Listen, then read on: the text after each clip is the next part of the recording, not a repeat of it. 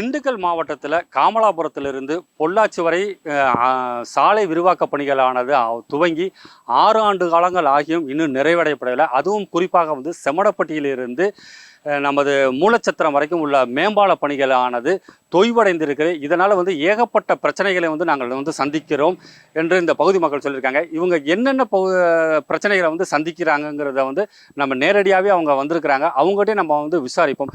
தற்பொழுது இந்த பகுதியில் இந்த மேம்பால பணிகள் எப்போ துவங்கினாங்க, எவ்வளோ காலங்கள் ஆகியிருக்கு, இதனால் என்னென்ன பிரச்சனைகளை நீங்கள் சந்திச்சுக்கிட்டு? பொள்ளாச்சியிலிருந்து காமலாபுரம் செல்லக்கூடிய இந்த நெடுஞ்சாலைத்துறை பணியானது தேசிய நெடுஞ்சாலை திட்டம் நகாய் திட்டம் அறிவிச்சிருக்காங்க.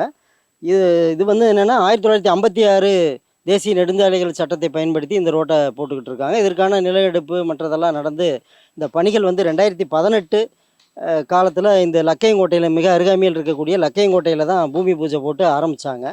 ஆனால் என்னென்னா இந்த பூமி பூஜை போட்ட லக்கையங்கோட்டையிலேருந்து செம்மடைப்பட்டிங்கிறது ஒரு 5 கிலோமீட்டர் உள்ள இந்த தூரத்தில் மட்டும் இது வரைக்கும் அந்த வேலைகள் 6 ஆண்டு காலம் ஆகியும் இன்னும் வேலைகள் முழுமையடையாமல் இருக்குது.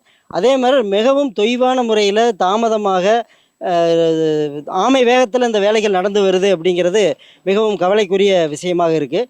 இந்த பகுதியை பொறுத்த வரைக்கும் பார்த்திங்கனாக்க விவசாயிகள் அதிகமாக விளைவிக்கக்கூடிய நிலக்கோட்டை, திண்டுக்கல் மாதிரியான இடங்கள்ல இருந்து பூ உற்பத்தி இருக்குது. அந்த பூ வெளிநாடுகளுக்கும் வெளி மாநிலங்களுக்கும் ஏற்றுமதி செய்வதற்காக விமான சேவைகள், ரயில் சேவைகள் மூலமாக நம்ம போக வேண்டியது. விமானத்திற்காக போகணுன்னா மதுரை அல்லது கோயம்புத்தூர் தான் அதிகமாக போகிற மாதிரி இருக்காங்க.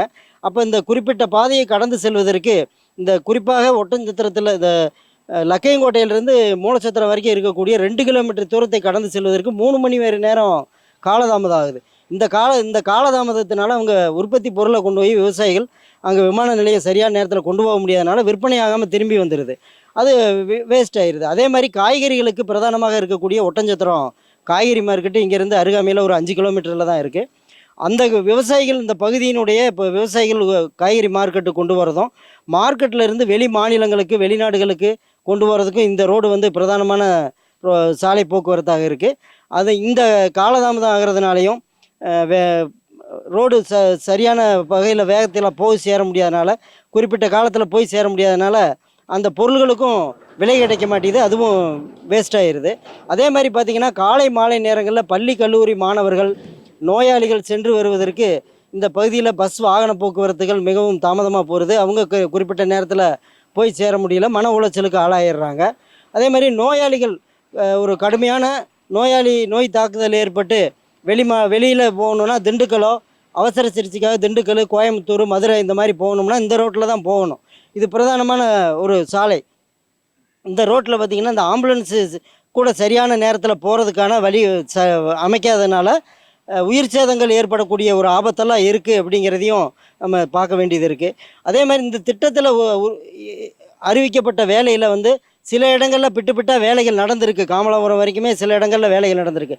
ஆனால் குறிப்பிட்ட இந்த பகுதியில் மட்டும், அதாவது மூலச்சத்திரத்திலிருந்து லக்கையங்கோட்டை வரை இருக்கக்கூடிய பகுதி மட்டும் போக்குவரத்துக்கு மிகவும் இடையூறாக இருக்குது.